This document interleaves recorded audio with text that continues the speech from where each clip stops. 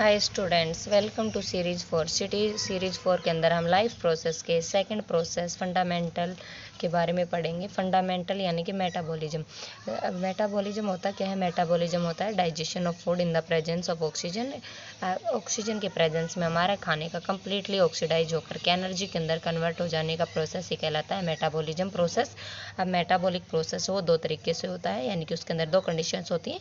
एक, जब हमारी बॉडी रेस्ट के ऊपर रहती है तो हमारी बॉडी के अंदर प्रॉपर ऑक्सीजन की मात्रा प्रोवाइड होती रहती है, तो इस दौरान हमारा खाना है जो हमने ग्लूकोज के रूप में खाया है वो कम्प्लीटली ऑक्सीडाइज होकर के large amount of energy carbon dioxide और वाटर के अंदर कन्वर्ट हो जाता है। इस प्रोसेस के दौरान हमें जो एनर्जी मिलती है वो कम्प्लीटली खाने का ऑक्सीडाइज होकर के लार्ज अमाउंट के अंदर मिलती है।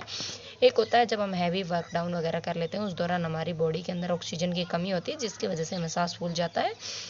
अब ह्यूमन बॉडी के अंदर जब हमारा जो ग्लूकोज होता है वो ऑक्सीजन के एब्सेंस में टूटता है लैक्टिक एसिड में। इसी लैक्टिक एसिड की वजह से हमारी हैवी वर्क डाउन करने के बाद हमारे हाथ पांव दुखने लगते हैं। एक होता है ग्लूकोज ऑक्सीजन के एब्सेंस के अंदर इथाइल अल्कोहल कार्बन डाइऑक्साइड का H2 में टूटता है। ये क्या होता है? ये इनकम्प्लीट कंब्यूशन होता है खाने का। इस दौरान अपना जो एनर्जी निकलती है वो बहुत ही कम अमाउंट में निकलती है, और इस दौरान निकली हुई CO2 गैस का इस्तेमाल हम केक वगैरह को सॉफ्ट और स्पॉन्जी बनाने के लिए करते हैं। Thank you. यही तक थी अपनी सीरीज़ 4। उम्मीद करती हूँ आपको पसंद आएगी।